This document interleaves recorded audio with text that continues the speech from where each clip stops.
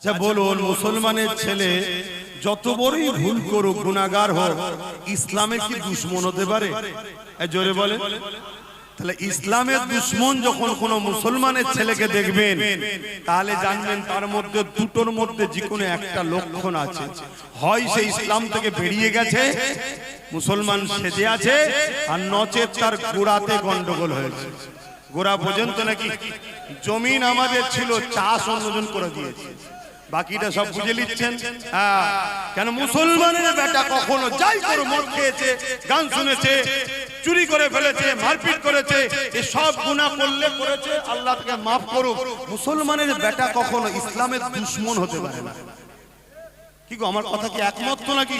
আর যদি এরপরেও দেখো যে মুসলমানের বেটা ইসলামের দুশমন ও দুশমনদের ঘরে শক্তিশালী করছে, তাহলে এই দুটোর মধ্যে যে কোনো একটা হয়, সেই ইসলাম ছেড়ে দিয়ে মুসলমান সেজে আছে, আমাদেরকে ধোঁকা দিচ্ছে, আর নচেত তার একেবারে মূল গোড়াতেই গন্ডগোল।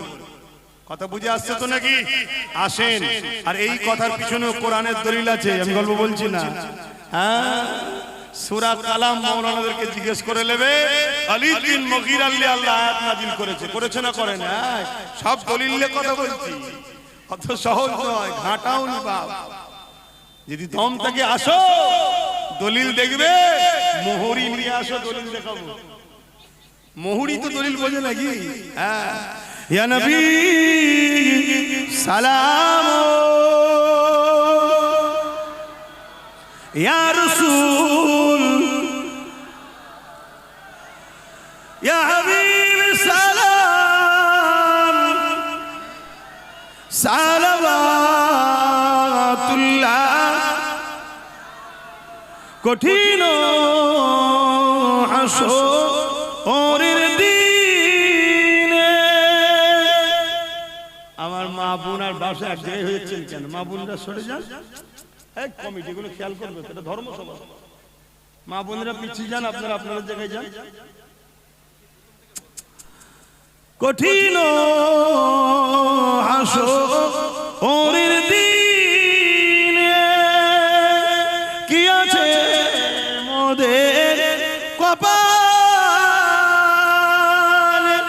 গুনাহগার উম্মাত আপনার লইবেন সঙ্গে মাহশরে।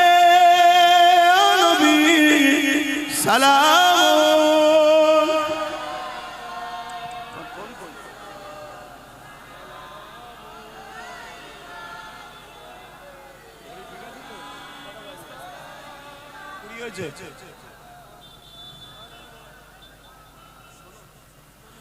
সকলে বসেন ভাই, নামাজের জন্য ছোট করবো, সকলে বসেন।